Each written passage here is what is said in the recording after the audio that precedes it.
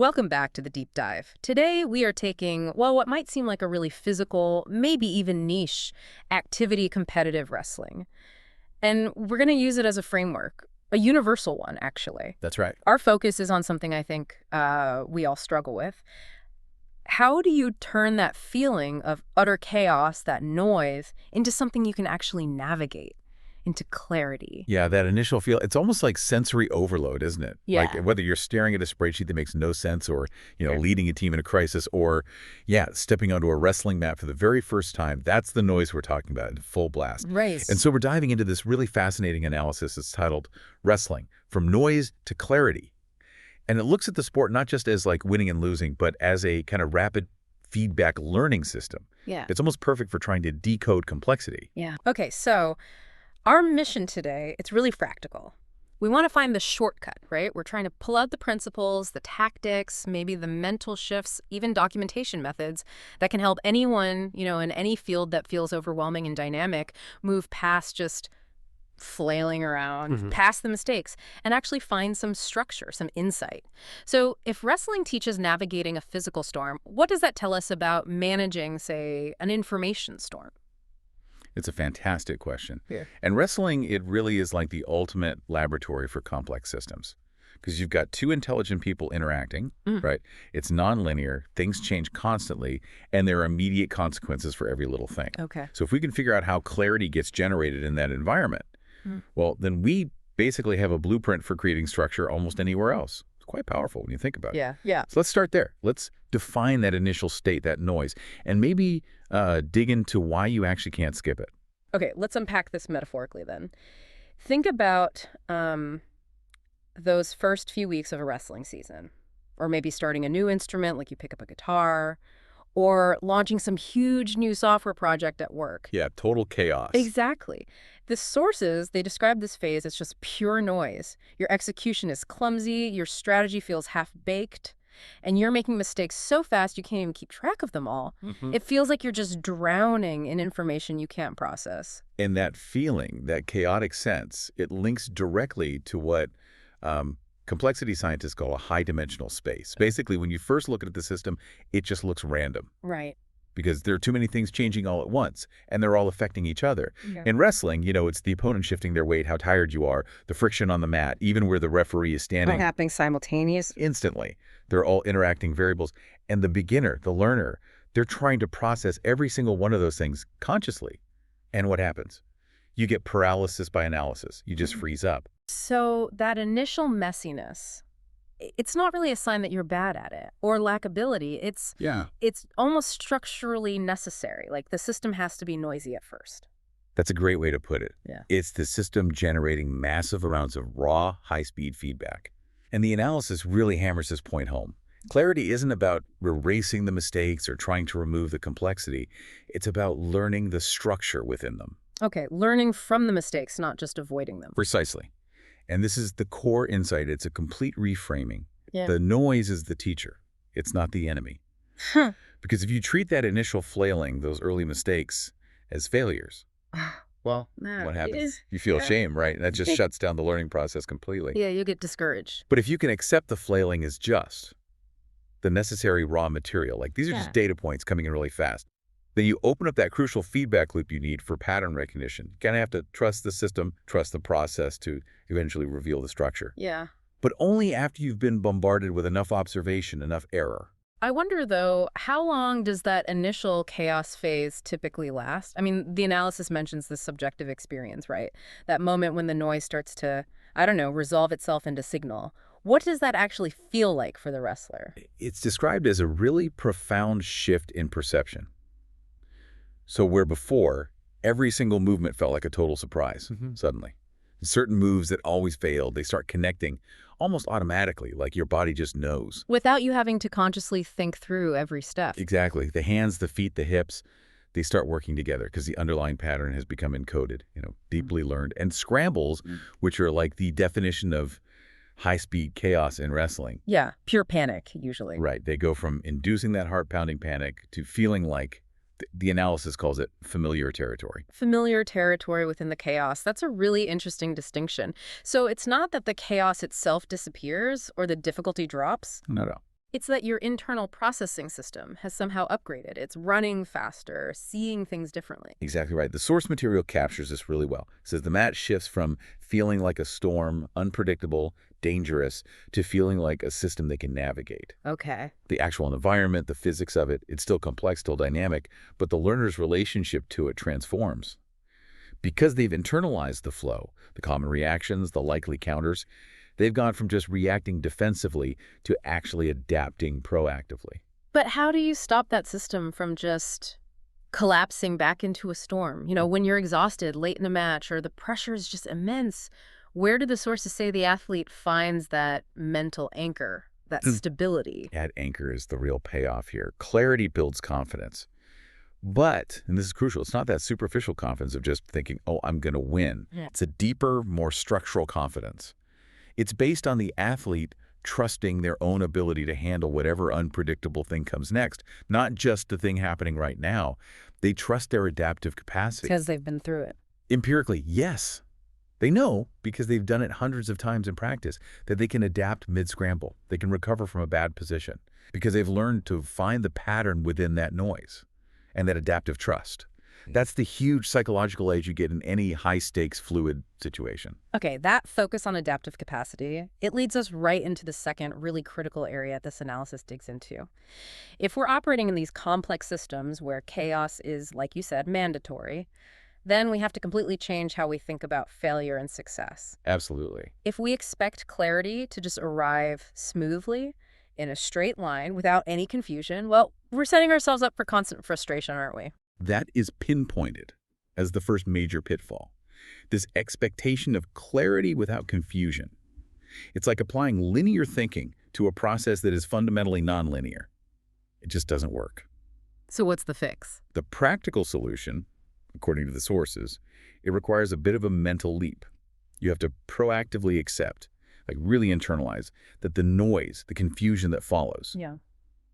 it's not a roadblock, it's not something going wrong, it's a necessary part of the process. It's actually the fuel for learning. Okay, if noise is mandatory, then maybe chasing those obvious external validation things like your win-loss record right at the start, or I don't know, hitting some simple quarterly goal that ignores the complexity. Maybe that's actually counterproductive, especially for deep learning. It can be, yeah. The sources argue pretty strongly that we need to shift our focus, move away from just the external results and look more towards internal systemic markers of growth. The question becomes, what are we optimizing for internally? Yeah, and what's the answer? What are those internal markers? We're optimizing for the system's longevity, its resilience. Basically, we pivot from just looking at results to looking at the process. The analysis says shift the focus away from the scoreboard, especially early on, and prioritize skills that show you're actually mastering the complexity itself, regardless of whether you won that specific match or hit that specific target today. Okay, so the framework outlines these new metrics, and they're really interesting because they all describe skills for operating inside the storm, right? They talk about recognition, adaptability, and resilience. Let's break those down. What's recognition? Recognition is essentially the definition of turning noise into signal. Think about it. In the beginning, the wrestler just sees a blur. Arms, legs, lots of movement.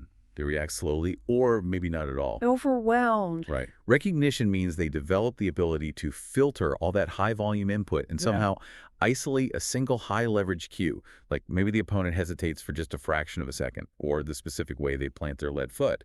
And that instantly signals what's likely coming next. It's pattern spotting, but under pressure.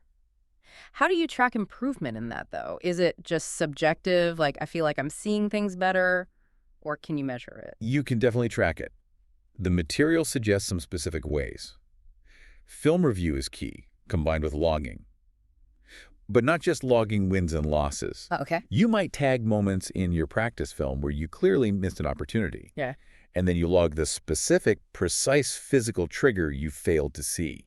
So not just, I got taken down, but more like, okay, I missed the slight shift in his hips right before he shot. Getting really granular. Exactly. And apparently, many high-level wrestling rooms use specific drills for this. They might force the athlete to respond only to one single type of input, like a specific change in pressure, while consciously ignoring everything else. So improved recognition is basically reducing the processing time needed to isolate that key signal from all the noise. Okay, that makes sense. And that leads naturally to adaptability, right? It's like recognition's operational twin. It's not enough to just spot the pattern. You have to be able to adjust your own action mid-move when the pattern suddenly breaks or the opponent does something unexpected. Adaptability is really recognition implemented under duress. It's moving beyond the script, beyond the planned move. In training, you foster adaptability through things the sources call chain drills with forced variation. What does that look like? So you might be practicing a sequence, say, takedown A followed by control B, but your partner is explicitly told to change their defense halfway through. Maybe they suddenly switch their grip or change their posture completely. Ah, throwing a wrench in the works. Exactly. And the success metric isn't whether you completed the original move A, B. The metric is how smoothly and effectively you adjusted to that unexpected change and transitioned to a new effective action, say move C, without freezing up or panicking. So it's not about having the perfect plan A, it's about how fluidly you can jump from plan A to B to C to D, maybe all within a couple of seconds. Precisely. You're essentially measuring the friction in that pivot. When the pivot becomes seamless, when the move changes direction, without the wrestler having to consciously stop, think, and reset, that's a really clear marker of systemic adaptability. That's growth. Yeah. It shows the learning has gone beyond just conscious thought. It's becoming automatic, intuitive. Okay, recognition, adaptability. And the third one was resilience. In a system where, as we've said, pitfalls and mistakes are guaranteed, how do we measure that ability to recover, to bounce back? Resilience, yeah, that might be the most vital internal metric, especially when you're tired or under intense pressure. And it's not just physical recovery, like catching your breath. Yeah. It's the mental reset, Meaning? meaning how quickly can the athlete stop panicking after being scored on or after landing in a really terrible position? How fast can they regroup mentally and get back to an active, thinking, pattern-seeking state? And how is that tracked? Is it just coaches observing, or are there more concrete tools? The material suggests tracking the time to return to decision-making after a setback. It's quite specific. For example, if a wrestler gets taken down and then just spends the next 15 seconds turtled up, purely defensive, purely reactive, that suggests low resilience in that moment. Okay. But if they immediately, say within 3 seconds, initiate a thoughtful escape attempt or a counterattack that shows high resilience, coaches can actually log these recovery latency moments. Yeah. And celebrating those moments, like successfully executing a counter from a bad position, that's the real evidence. It shows the internal system is healing, it's hardening. Clarity itself, that ability to find structure again, becomes the true marker of growth. Well, let me push back slightly here, though. If we focus too much on these internal metrics, recognition, adaptability, resilience, and maybe ignore the external results, like winning, Yeah. don't we risk creating someone who's brilliant at analyzing the complexity, but, never actually wins the championship? There has to be a balance, surely. That's a really important point, and it's a critical challenge. The framework definitely acknowledges that tension. The idea behind focusing on these internal metrics isn't to replace winning. Not at all. Okay. The purpose is to make sure that when winning does happen, it's sustainable, it's repeatable, it's not just luck or a fluke. You might actually lose some early matches while you're prioritizing building up that recognition muscle, for example. That makes sense. But that internal structural work, it pretty much guarantees that when you do start winning consistently, you'll know exactly why. The wins will be built on a genuinely robust, adaptable system. So the goal is really to ensure the internal progress is what drives the external outcome, not the other way around. These internal markers, they're like proof points. They validate the whole process of embracing the confusion. Okay, this process sounds like it could take a long time, right? Relying on just endless trial and error in the noise. So let's talk shortcuts. How do we speed up that journey from noise to clarity? The sources highlight that structure, and especially outside expertise like mentorship and specific tools can act as a massive jumpstart. They can compress years of learning. Yeah, mentorship is huge. It's essentially like being handed a map of territory someone else has already explored. The expert, the coach, the mentor, they provide these high-leverage heuristics. Heuristics, those are the rules of thumb. Exactly. Yeah. Powerful, concise rules of thumb that immediately help translate that overwhelming sensory input, the noise, into specific, actionable data, the signal for the person who's less experienced. The sources call these decoder ring cues. I like that phrase. They just Hmm. cut straight through the flailing. They're often incredibly simple, just a few words, but they're packed with predictive power. Let's use that example again. The difference between generic advice like be aggressive and the specific cue, feel his hips. Why is feel his hips so high leverage? It's high leverage because it focuses your sensory input right onto the structural center of your opponent's movement system. Think about a wrestling scramble. A beginner is often looking at the hands, maybe the head. The parts that move the most seem most active. Right. But they're also the most deceptive parts. The hands faint, they move really fast, they generate a ton of noise, low information noise. The hips, though. Yeah. The hips are the center of gravity. They're the engine of power generation. So if the hips move decisively, force is coming from that direction. If the hips are stable, the opponent is likely stable too. It predicts what's about to happen. Precisely. So by telling the wrestler, feel his hips, the coach is instantly filtering out maybe 90% of the distracting movement noise.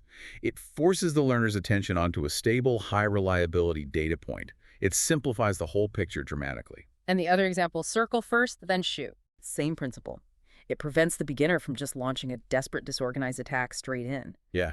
It imposes an immediate, simple structural sequence. Create the angle, ensure stability before you commit to the complexity of the takedown attempt.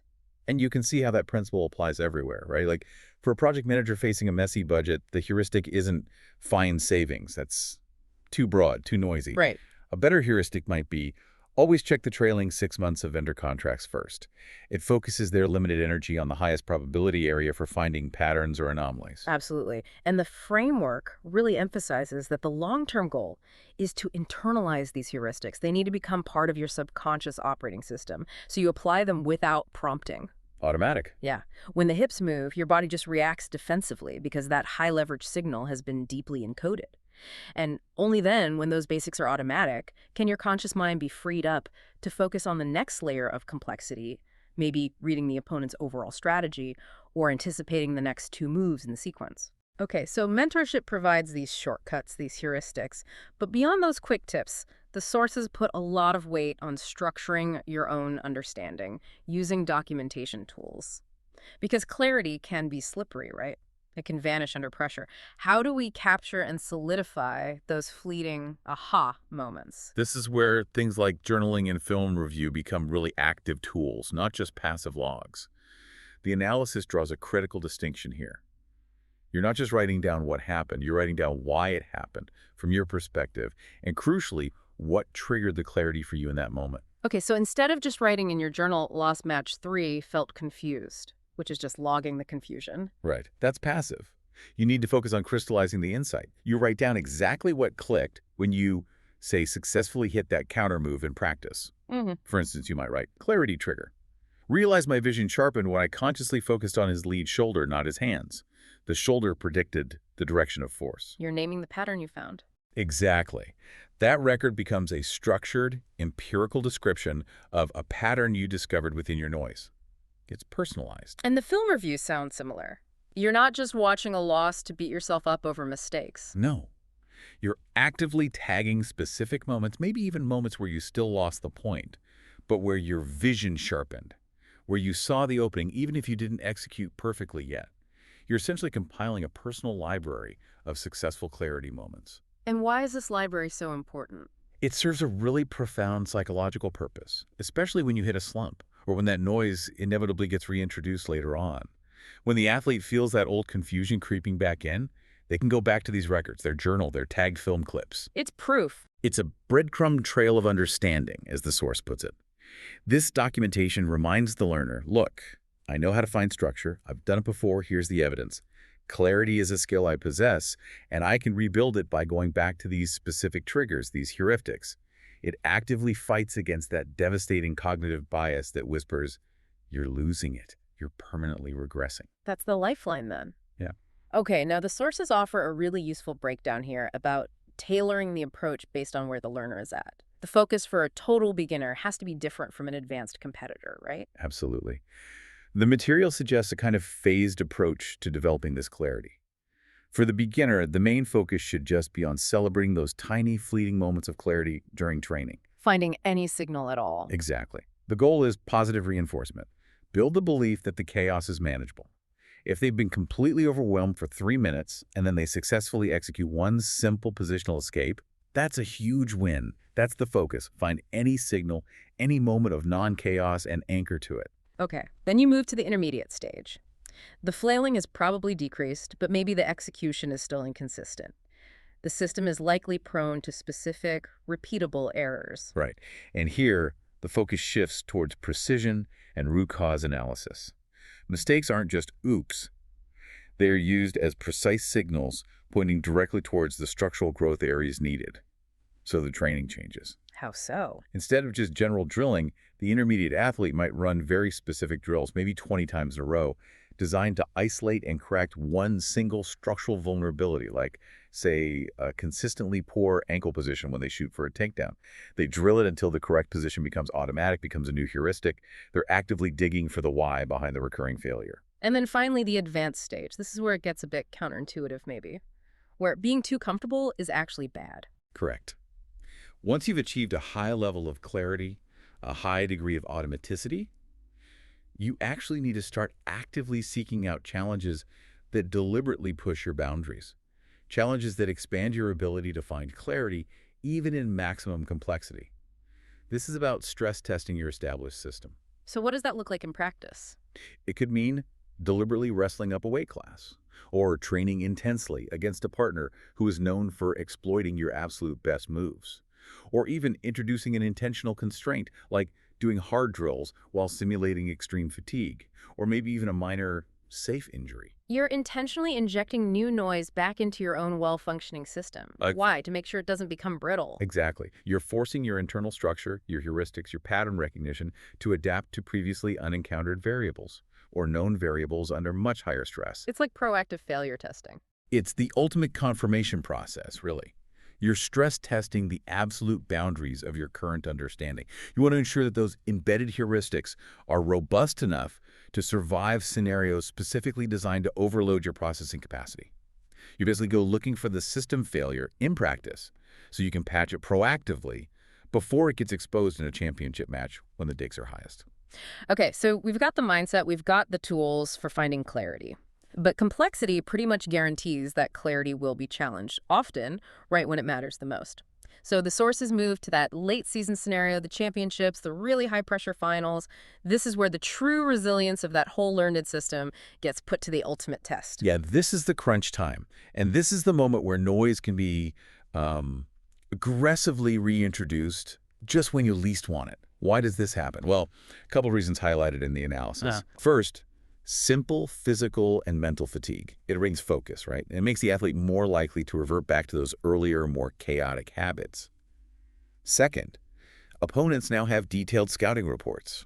They know your tendencies, your vulnerabilities, and they actively try to exploit them, forcing you into uncomfortable, unexpected positions you haven't drilled as much. So that feeling of being overwhelmed, that noise from the beginning of the season, it can actually creep back in right under the brightest lights. Yes, it absolutely can. And the analysis says the difference between the athletes who prevail in those moments and those who seem to regress. It comes down entirely to how they interpret that returning chaos. They have to make a critical choice. Is this me falling apart? Is this regression? Or is this expected turbulence? Expected turbulence, that's the key phrase again. It have to be viewed that way. It's a fundamental mindset shift. Turbulence isn't an anomaly. It's the standard operating condition of any complex system when it's pushed to its absolute maximum stress levels. So the successful athlete, the one who navigates this, they don't try to suddenly invent brand new solutions under immense pressure. That rarely works. Instead, they consciously, deliberately return to the established, documented habits.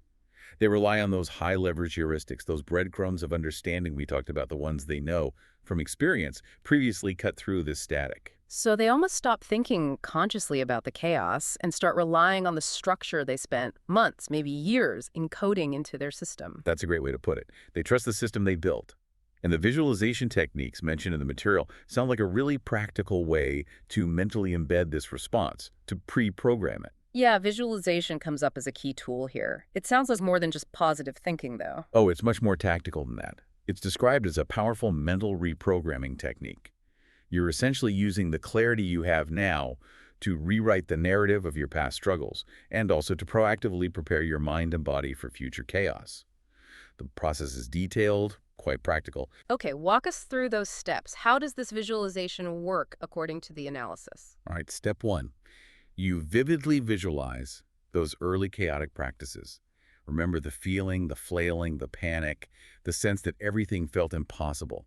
You really have to anchor that feeling of being overwhelmed. Okay, so you recall the noise vividly. Step two, you replay that exact same chaotic scenario in your mind, but this time you mentally impose the structure, the understanding you've gained since then.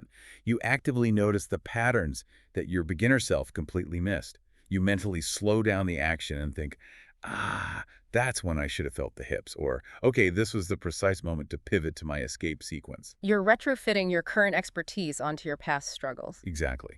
You're effectively reprogramming your subconscious default response. You're changing it from panic to pattern seeking. You're proving to your own mind, essentially, that the structure was always there, latent in the noise, even when you couldn't perceive it back then. Okay, that makes sense.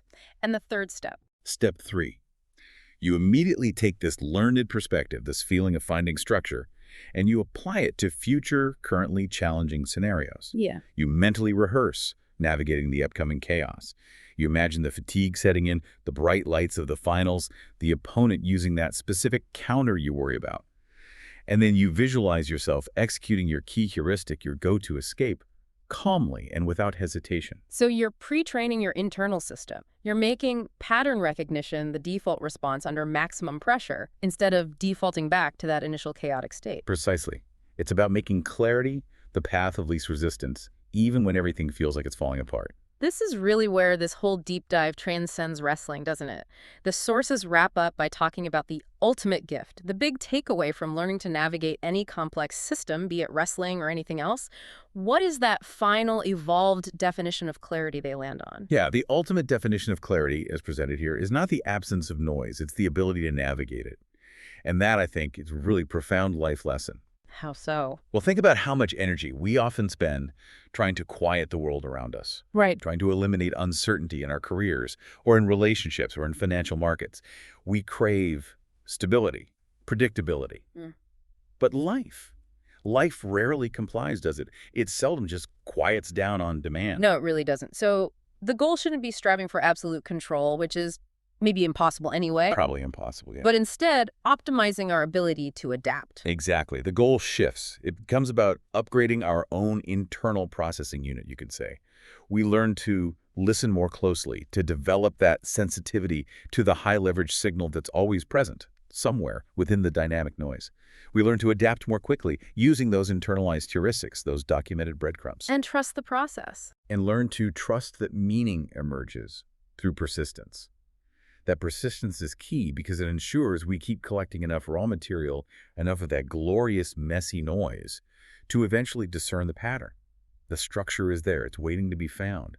But you have to keep showing up, keep engaging, and crucially, keep reflecting on those small moments when the clarity does break through. #tag outro. Wow. That was genuinely a system-defining deep dive. Let's try to synthesize the core ideas for you, the listener, thinking about your own field, your own challenges. First, maybe the biggest shift.